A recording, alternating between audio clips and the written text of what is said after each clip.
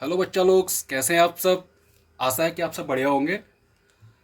और हम स्टार्ट कर रहे हैं आज क्लास 10th मैथ्स का चैप्टर फर्स्ट रियल नंबर्स, जिसका इंट्रोडक्शन सबसे पहले हम जानेंगे थोड़ा सा। तो सबसे पहले चैप्टर का जैसे कि नाम है रियल नंबर्स, तो रियल नंबर्स क्या होते हैं, व्हाट इज रियल नंबर। तो रियल नंबर्स हम इसको दो टाइप से डिवाइड कर सकते हैं। एक फर्स्ट रेशनल नंबर्स, दूसरा इरेशनल नंबर्स। ये दोनों ही रियल नंबर्स के अंदर आ जाते हैं। अब रेशनल नंबर्स तो हम पहले से जानते हैं, हमने पढ़ा हुआ है इसको। तो जो ऐसे नंबर्स जिनको हम पी अपॉन क्यू की फॉर्म में लिख सकते हैं, which can be written in the form of P upon Q where Q is not equal to zero. तो इस तरह के नंबर्स रेशनल नंबर्स कहलाते हैं। जैसे कि हम लिखते हैं, मान लीजिए 2/7, 18/19। इस टाइप से बहुत सारे नंबर्स हम लिख सकते हैं। ये क्या है कि पी अपॉन क्यू की फॉर्म में है, और क्यू जो नीचे डिनोमिनेटर है वो कभी जीरो नहीं होता है इसमें। इरेशनल नंबर्स क्या होते हैं, ठीक इसका उल्टा, which can not be written in the form of P upon Q, which can not be written in the form of P upon Q, जिनको हम पी अपॉन क्यू की फॉर्म में नहीं लिख सकते। और these numbers are non terminating and non repeating. ऐसे numbers non terminate भी होते हैं और नॉन रिपीटिंग भी होते हैं। इट मीन्स जब हम इनको सॉल्व करेंगे, इनका सॉल्यूशन निकालना चाहेंगे, तो वो ना तो टर्मिनेट होगा, ना ही वो डेसिमल के बाद रिपीट होगा। तो ये नंबर इनिशियल नंबर्स होते हैं, जैसे कि √2, √3, √5। ऐसे ही और भी बहुत सारे नंबर हो सकते हैं। पाई भी एक इरेशनल नंबर है, बट पाई की वैल्यू 22/7 है, वो रेशनल में आ जाती है, वो इरेशनल नहीं बोली जाती है। But pi is irrational. तो ऐसे बहुत सारे एग्जांपल हो सकते हैं रेशनल नंबर्स के। इनको जब हम सॉल्व करते हैं तो ये नॉन रिपीटिंग और नॉन टर्मिनेटिंग होते हैं। इनको हम पी अपॉन क्यू की फॉर्म में भी नहीं लिख सकते। फ्रैक्शंस, अब सॉरी, इधर आते हैं हम रेशनल नंबर्स में, फिर से थोड़ा सा आगे बढ़ते हैं। तो रेशनल नंबर्स में क्या क्या आ जाता है, इंटीजर्स आ जाते हैं और फ्रैक्शंस आ जाते हैं। इंटीजर्स हम जानते ही हैं पहले से। इंटीजर्स क्या होते हैं, सारे नंबर माइनस के, सारे होल नंबर्स प्लस के, और जीरो। मतलब जीरो और प्लस की वैल्यूज हमारी राइट साइड में, और माइनस की वैल्यूज हमारी जो लेफ्ट साइड में है, सारे इंटीजर्स में आ जाते हैं। Fractions part of a whole. Fraction जो होता है वो किसी पूरे का एक टुकड़ा होता है, अंश होता है, पार्ट ऑफ ए होल। जैसे कि अगर कोई एक पार्ट हमारा, मतलब कोई एक वन है, कंप्लीट है वन, तो वन का हम एक हिस्सा निकाल दें, मान लो चौथा हिस्सा, तो 1/4 हो गया। आधा हिस्सा निकाल दें तो 1/2 हो गया। हमारे पास कोई चीज़ मान लीजिए 3 है, अब 3 के हम 4 हिस्से कर दें तो 3/4 हो गया। ठीक है, तो 3/4 क्या है उसका, 3 पूरे थे, उसका अगर हम एक फोर्थ पार्ट निकालेंगे तो उसका वो एक पार्ट हो गया, उस होल का पार्ट। तो इस तरह से नंबर्स बोलते हैं, उनको फ्रैक्शंस बोलते हैं। दिखने में हमें ये रेशनल नंबर जैसे ही लगते हैं, बल्कि rational number type rational number ही होते हैं ये भी, फ्रैक्शंस भी सारे। अब आगे हमने नोट लिखा हुआ है एक, a non terminating non repeating decimal is a decimal number that continues endlessly with no group of digits repeating endlessly. It means एक नॉन टर्मिनेटिंग या नॉन रिपीटिंग डेसिमल क्या होता है वो बताया गया है। तो ये इस तरह का डेसिमल नंबर होता है कि जिसको हम अगर डिवाइड कर रहे हैं, डिवीजन से सॉल्व कर रहे हैं, डिवीजन मेथड से, तो एक कंटिन्यू चलता रहेगा। ना तो उसमें कोई नंबर्स का जो ग्रुप है, डिजिट्स का जो ग्रुप है वो रिपीट होगा, और ना ही वो कहीं पर रुकेगा जाके। अब एक थोड़ा सा आगे एग्जांपल लेते हैं रेशनल नंबर का, एक √5 जैसे कि। तो वाई इज √5 इरेशनल। √5 इरेशनल क्यों है, तो √5 इरेशनल इसीलिए है जो कि इरेशनल की प्रॉपर्टीज हैं वो उसमें फॉलो हो जाती हैं। The value obtained for the root of 5 does not terminate and keeps extending further after the decimal point. मतलब मैं आपको दिखाता हूँ, जैसे कि ये है √5 का सॉल्यूशन। इसको जब हम कर रहे हैं डिवीजन मेथड से सॉल्व, तो हम देख रहे हैं कि ये इतना लंबा हमने नीचे कर दिया है पूरा, लेकिन ये टर्मिनेट नहीं हो रहा है, और इसको अगर हम आगे और भी करते रहेंगे तो ये टर्मिनेट तब भी नहीं होगा, और ना ही डेसिमल के बाद कोई भी पार्ट एक डिजिट्स का जो ग्रुप है वो रिपीट होगा। इसीलिए क्या है कि √5 इरेशनल नंबर में आ जाता है, आप इसको देख सकते हैं। अब नेक्स्ट हम फंडामेंटल थ्योरम ऑफ अर्थमेटिक इसको पढ़ रहे हैं। तो ये जनरल सी थ्योरम है, कोई मतलब अलग नहीं है, बचपन में हमने पढ़ा हुआ है इसको, प्राइम फैक्टर्स हमने पढ़े हुए हैं, वही है। तो every composite number can be expressed या factorised as a product of prime and this factorisation is unique apart from the order in which the prime factor अकर।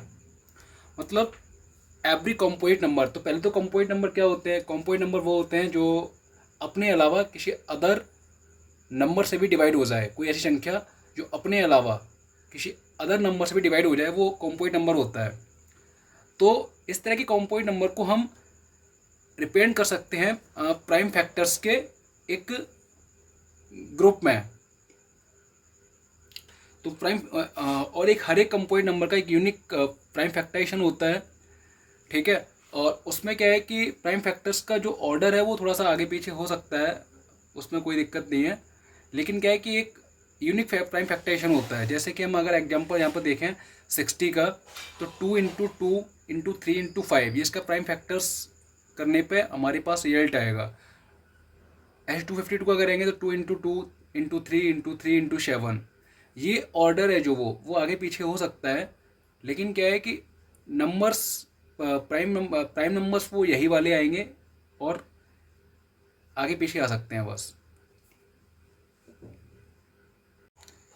अब नेक्स्ट है हमारा HCF and LCM of the numbers.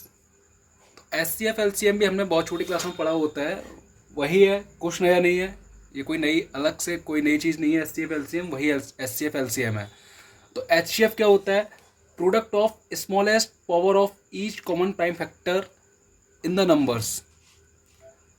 तो हम जब भी HCF निकालते हैं दो नंबर्स का या दो से ज़्यादा नंबर्स का, तो उनके फैक्टर्स निकालने के बाद जो कॉमन में स्मॉलेस्ट पावर जो मिलेगी हमें, स्मॉलेस्ट पावर जो मैंने अंडरलाइन किया हुआ है, smallest power of each common prime factor, तो उन नंबर्स के प्राइम फैक्टर्स में जो स्मॉलेस्ट पावर होगी वही HCF होगा। और LCM product of greatest power of each prime factor involve in the numbers, ये उसका उल्टा है।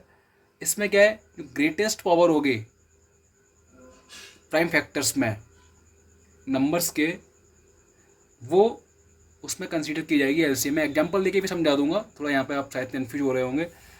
तो जैसे कि एक चीज़ और यहाँ पे जान लीजिए, if two numbers are A and B, अगर दो नंबर हमारे पास A और B है, उनका अगर हम HCF निकाल लें और उनका LCM भी निकाल लें, तो एक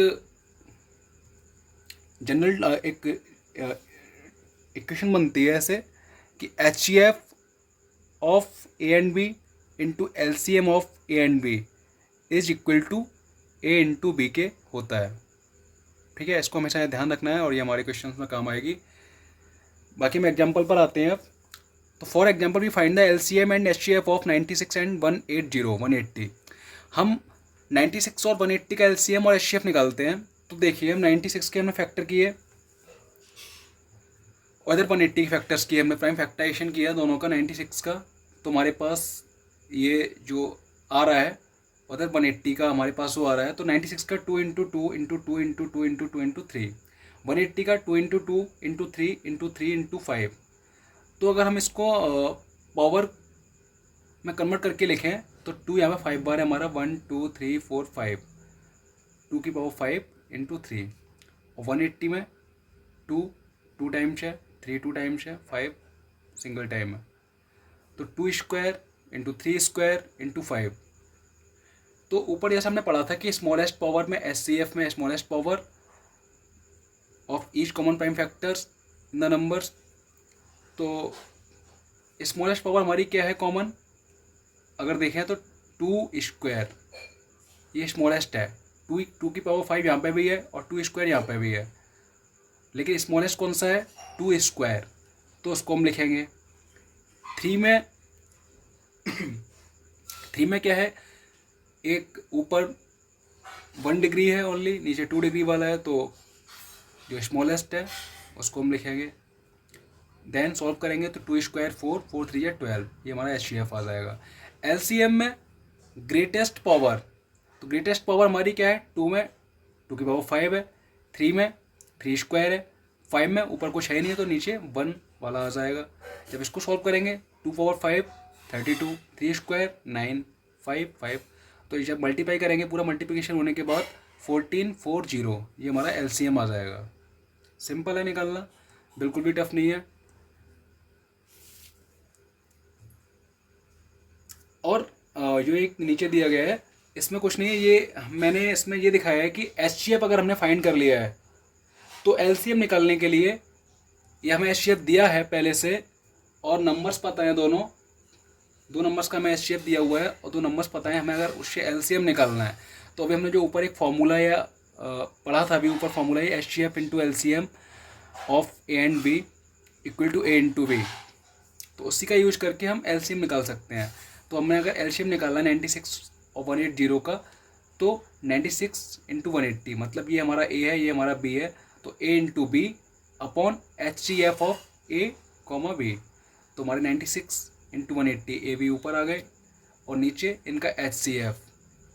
तो थोड़ा सा हम आगे देखते हैं, 96 इंटू 180, इनका एचसीएफ 12 है, इसको हम सिंप्लीफाई करेंगे तो 12 डिट 96 और 8 इंटू 180 इक्वल टू 1440, हमारा यहाँ से भी आ जाएगा, जैसे कि हम ऊपर निकाला था 1440 सेम आ रहा है। ओके बच्चों, ये हमारा इंट्रोडक्शन ख़त्म हुआ।